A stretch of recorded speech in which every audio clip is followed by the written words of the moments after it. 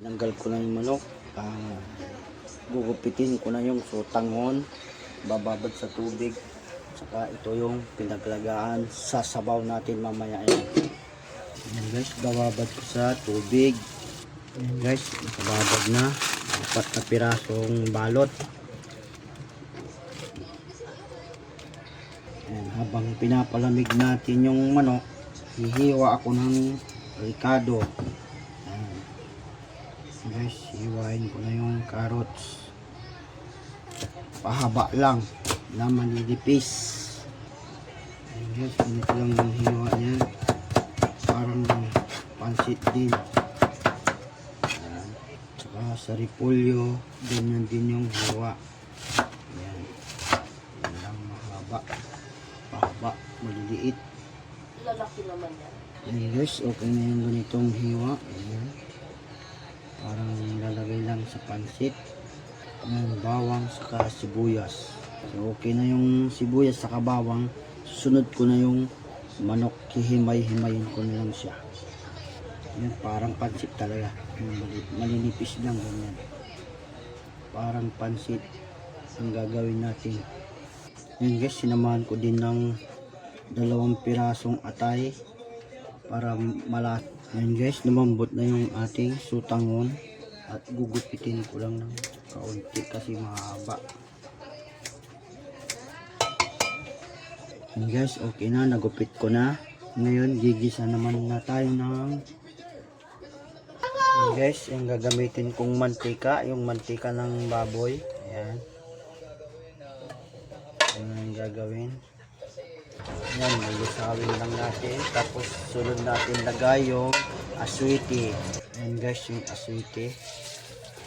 Lagay natin. Wala na yung salaan ko ng aswiti. Ayan guys, tanggal ko na yung buto ng aswiti. Sunod ko na maggisa ng bawang sibuyas. Sibuyas. Sunod, bawang.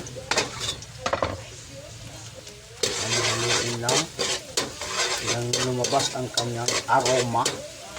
Ayan, sunod, pwede na yung manok ilagay. Ilagay-sabay ko na pati yung buto. Halo-haloin lang. Gisayin lang natin siya hanggang tumatuyo.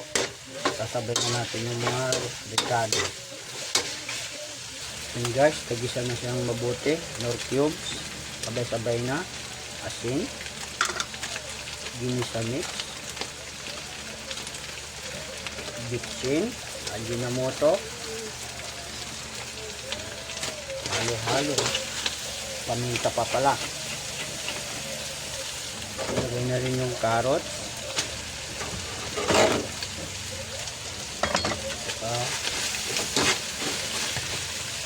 Pwede na rin ilagay yung repolyo.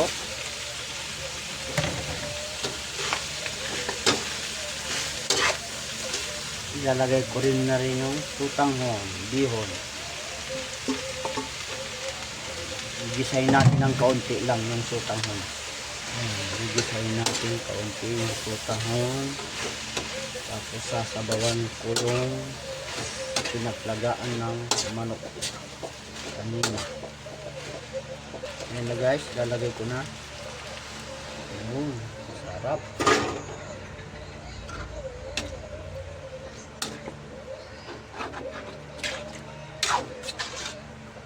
Sutanghon. Ayan guys, lalagay tayo ng patis. Pampalasa. Ayan. Patis. Ayan ang ating sutanghon. Sarap guys. Naparami ang luto na naman. Ayan guys, yung ating sutanghon. Napakaraming sahog. Ayan. Sabaw pa lang. Ayan na guys, yung sutanghon natin. Ito na. Kain na tayo. Walang kanin na naman. Pangalawang araw na, walang kanin. Nanggal ko na yung manok.